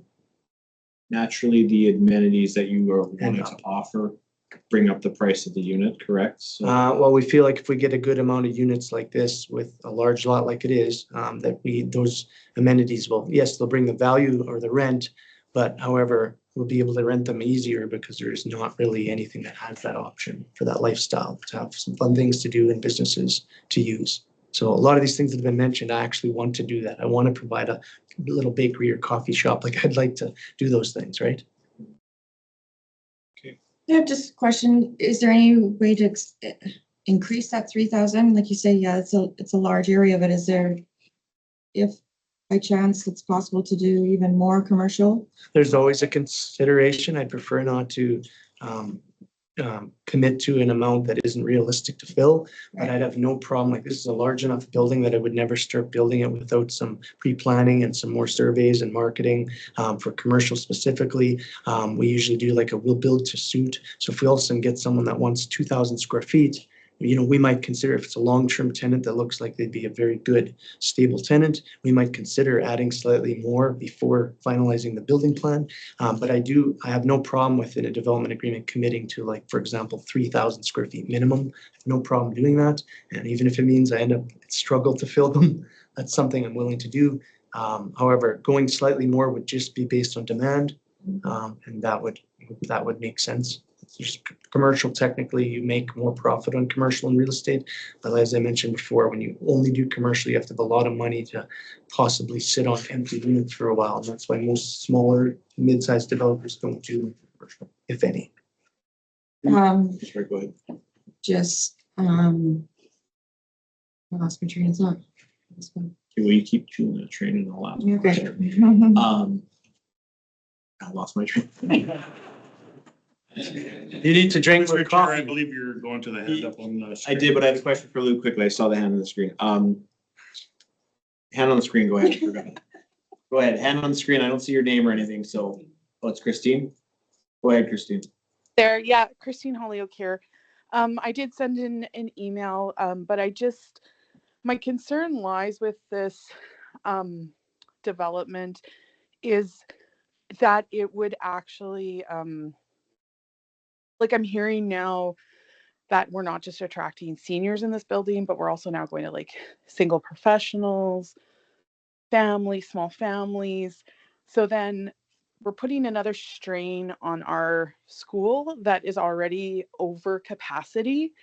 We know that the long-term capital plan of St. Rivers School Division is that, they're hoping to see a new school in St. Adolphe in the next 5 years to be started. So that means we're looking at probably 10 years before we actually see a new school. In the meantime, we have kids in pods who can't even, they don't even have a bathroom. They have to run from outside of the pod in -40 to run inside the school to use the bathroom. We have daycare wait lists that are over 7 years for before and after school care. We have daycare wait lists for under 5 of over 3 years. I really like the idea of the commercial on the main floor and having, you know, seniors at, you know, like being at a 50+ kind of condominium, that kind of thing. But I think what I struggle with this proposal is that we are attracting young families when we don't have the capacity for our families here as it is. And yeah, that's one of my biggest concerns. Thank you, Christine. I appreciate that. Councillor Belanger remembers hers, and I believe I remember mine. So I was just gonna say, do you have any interest in, like, has any commercial come to you with interest so far? Nobody. Not yet. Okay. okay, and then Luke, have you built something similar to what you're proposing in any other community that we might be able to reference to see its success? Nothing with commercial, nothing 3-story like this. Most of my developments are, well, they all are downtown, either downtown Steinbach or downtown Niverville. To comment some of the other folks' questions about kind of similar to what you're talking about, the Heritage Center was built after a lot of other development downtown Niverville, myself included. Some of the stuff we've done we're multi-residential units to bring more people and a wide variety of people to the community. So that's what we're looking to do. Those properties are on 4th Avenue South in Niverville, as well as on 1st Street in Steinbach. We've removed lots of old homes and built beautiful townhouse style and apartment style communities there. Thank you. Anything else for council before go another hand up? Christine, I believe. Sorry, yeah, it was me again. I just forgot to also add that if council is considering approving this proposal, that there definitely be something written in also regarding support for green space for playground, especially if we're going for families, children with small kids. You're going to need a green space because trying to get them to cross to Turon to the playground, we already can hardly fund that. Would also be something that I would, I'd really like to see. And also, again, just trying to keep the proposal for not I like keeping it as a seniors. Okay, thank you. Thanks, Luke. I appreciate it. Thank you. Any final, come on up, Ron. Sure. So I was just gonna ask Luke a couple of comments. I agree with Ken and with Councillor Lemoyne regarding a planning, like a plan, some sort of planning. So when we're putting stuff in so that the school isn't too full, so that we have the infrastructure to take care of things, so that, can our stewards handle it? So we're adding housing, or looking at adding housing and more people moving to the community. When we've got Turon Creek, that's already gonna have, I'm not sure how many houses, thousands of houses there. So that needs to be looked at.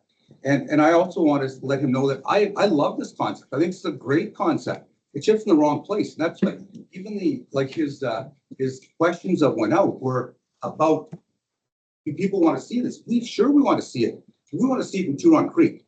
We don't want to see it on Main Street. I mean, that's really what it comes down to. We do not want to sacrifice any more land on Main Street. And so to say, yeah, we don't have any businesses, but that's kind of a, yeah, we'll do it. But are you really going to do it? So my thoughts are that this needs to be defeated. Okay, thank you. I made a note about a vision planning session for St. Adolphe. I will wrap my head around that and figure something out before my time is done here. You made that before your time is done here? Pending resolution. Work together and. Okay. Anything else? Sorry, before I close the public hearing. I have a question for him. So he said that in Niverville, he has Some units, yeah. units. And it's on Fourth Avenue? Yes. So are they just, like single story, like row housing type of? Two-story homes with basement units, I believe, as well. And then some of the other units are two-story with basement units, so with 3 levels. And is that on their main street? No, it's on Fourth Avenue, so 71 through 93. Okay, thank you. Anything else before I close? Anything else before I close the public hearing? Last call. Okay, I'll close the public hearing at 8:40 PM. Do I have a mover? Counselor Bonnerchuk, second, Counselor Lemoine.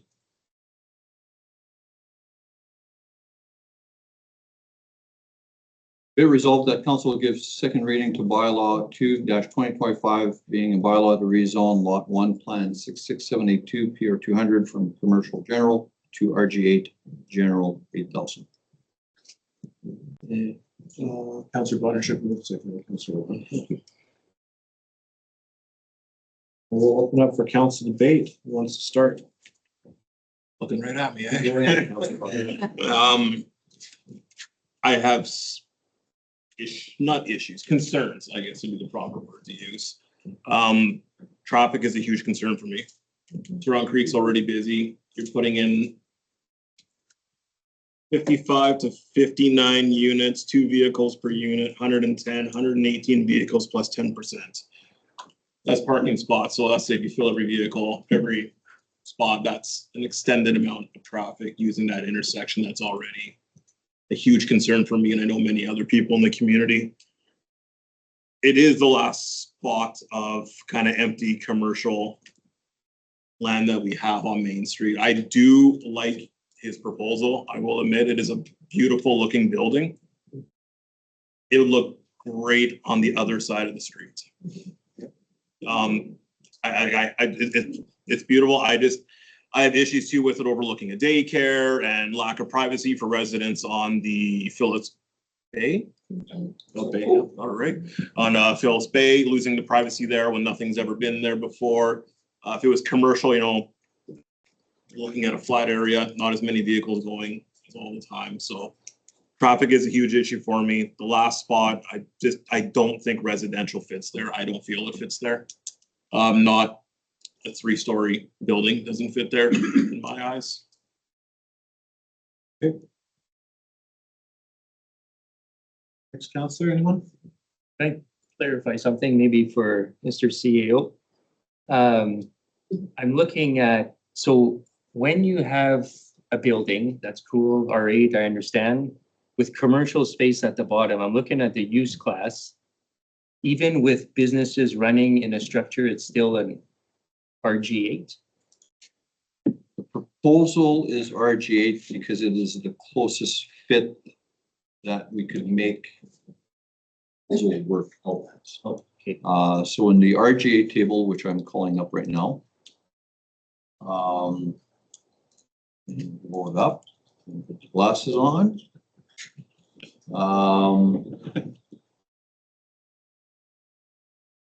It would almost be deemed as a planned unit development. So then that way you would then have your mixed use, your commercials, your multifamily.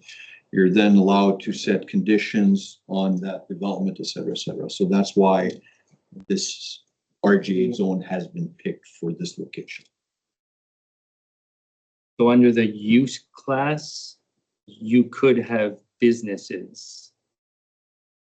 As part of a planned unit development, which is yeah. see section 5.1. I think that's where you could integrate many things. Even a religious assembly, if you want to move the church over there. But it's a conditional use. I do concern for the second access too, if that ever happens. Be concerning for me. I don't think it would happen, but if it did. Are you proposing something? Just mentioning it. Just mentioning it. That's my opinion. I appreciate that. Anything else from council?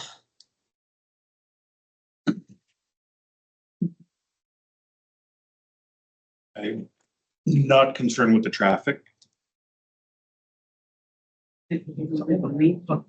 So, just keep it to council, please. Sorry. If we put a gas station there, there'd be twice as much traffic in and out all day long. If it's a grocery store, same thing. This will add to our steady stream from the southeast of Manitoba. But it doesn't matter if it's gonna be a residential complex like this or a business. We're gonna have a hard time fitting a business in that space just due to the pipeline.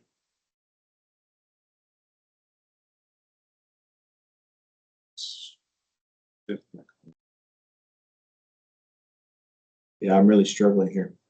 Yeah, good. I just want to further to that. I agree, it's a beautiful building, beautiful concept. The idea of saying it's better on the other side of the street, I'm struggling with that. I don't understand one side of the street or the other. I know it's another entrance, but if it's a controlled entrance, doesn't matter what side of the street. In my mind is going to make a difference in that. Having the mixed use, I think, is a wonderful idea. I would like to see more dedicated to seniors living in that area. So those might be for further discussions down the road after we move forward. To say, you know, we'd like to have seniors living, it still has to be RG8 then. So if we're moving ahead with a rezoning, whether it's seniors or not, it still has to be rezoned to RG8. So that's my struggle. Just to go back to Councillor Lemont's comment about why this zone, there's a classification or a use called neighborhood commercial. That would also kind of take in that. I was waffling on this for a few weeks here. Originally, I was concerned that the commercial could be converted to residential, but that seems to not be the case. Our residents, the stronger majority that shows up, they don't want this. That's something in my mind telling me that we should go ahead with this. I don't know what it is.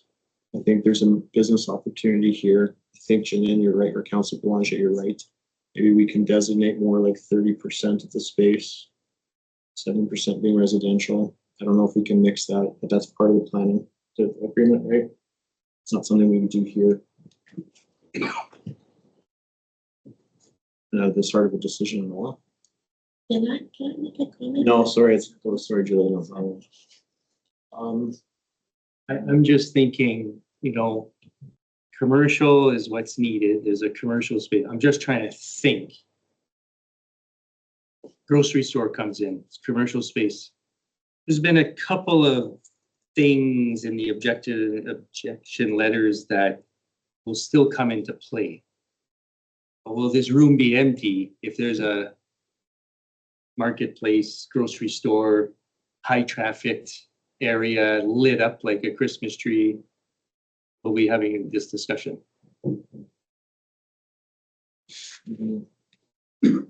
Else from council before I call for the question. I don't know. My issue is like, no, Councillor Kelch, doesn't have concerns with the traffic. I do, for me. And I think a lot of the residents have stated they have concerns with it as well. And I mean, I know he says they're, you know, he's willing to put commercial on the main floor, and then we ask him, do you have any takers on commercial right now? No, none.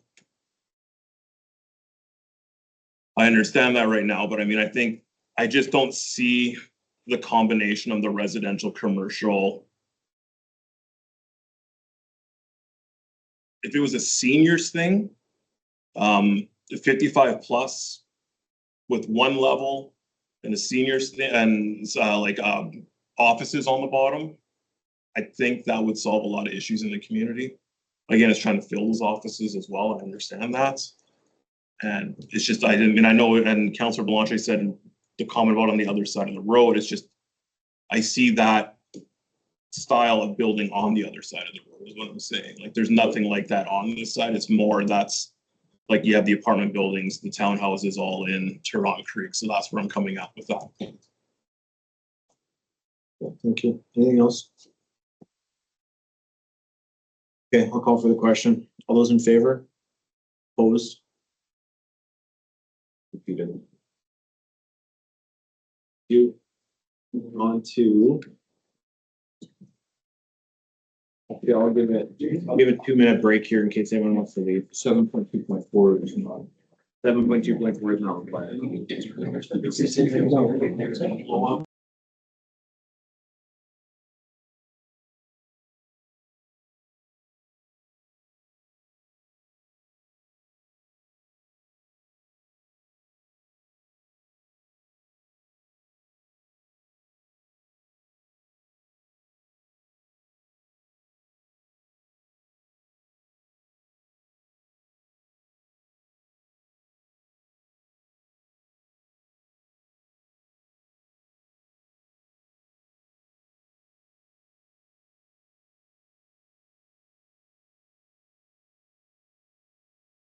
Start back up.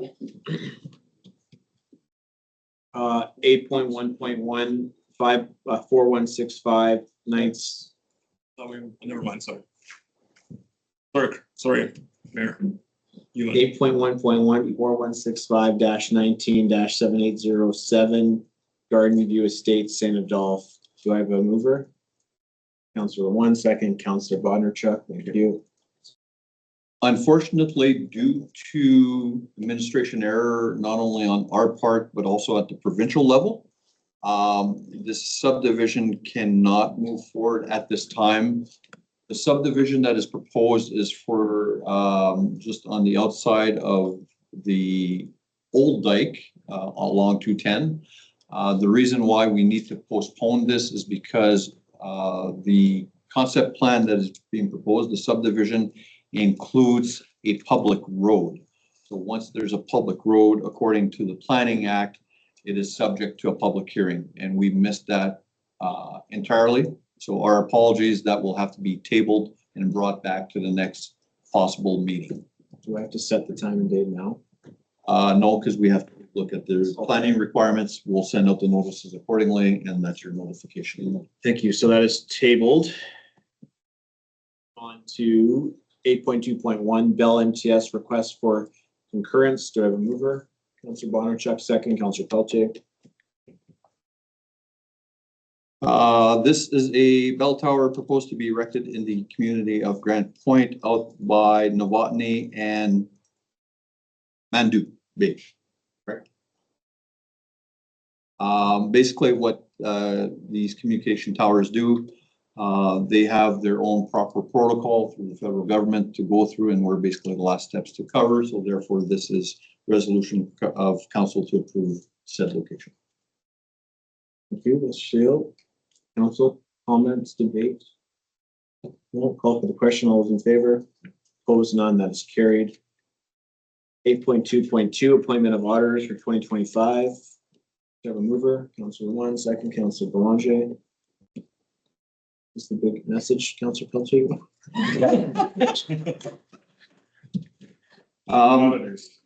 As a result, our RFP should have gone out this year, but because of the situation we are in with our cyber breach, recommendation to council is to continue appointing the exchange group for the 2025 period, and then reestablish that 4-year contract thereafter. Makes sense. Yep. Anything else, council, comments? All been good. Been good. Call for the question. All those in favor? Opposed, none. That is carried. 8.2.3, appointing tax sale manager. Do I have a mover? Councilor Belanger, second, Councilor one.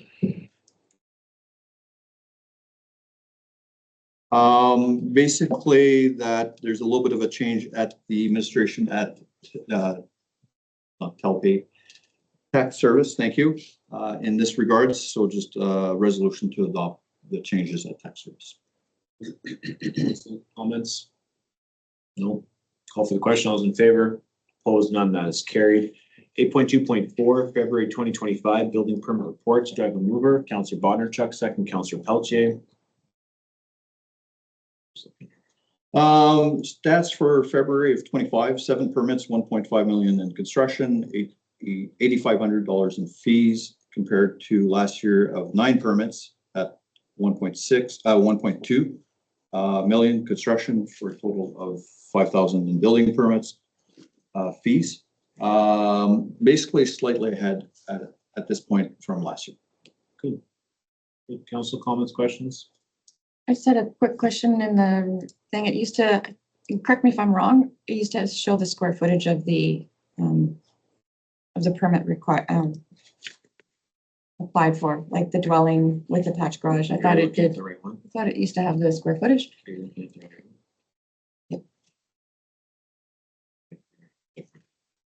I'm just curious. if Welcome to that's- change. Yeah, We will look into it. okay, thank you. Anything else from council? Call for the question, all those in favor, opposed, none, that is carried. 8.2.5, appointment of new chief administrative officer. We have a mover, Councillor Bondarchuk, second Councillor Pelletier. At this point in my career, I'm going to be retiring. So the municipal act requires that a CEO is always on hand for the municipality. Council has done their research and due diligence and would like to move ahead with appointing Shane Ray as their new chief administrative officer and effective as of April 30th. And there's agreements and contracts to be signed, so that is the debate. And debate it well. Open it for council.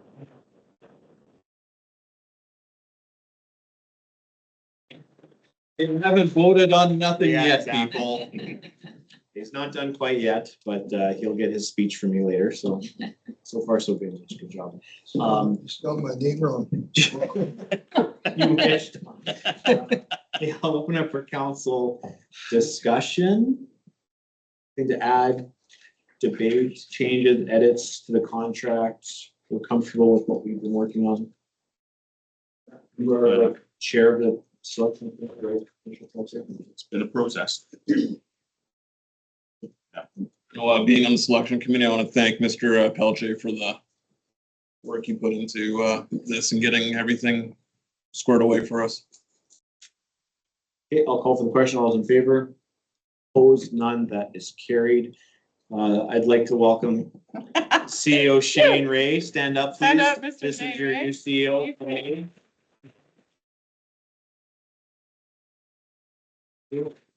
That was. Not quite official. We'll be back. You're passing him the gavel, are you? Yeah.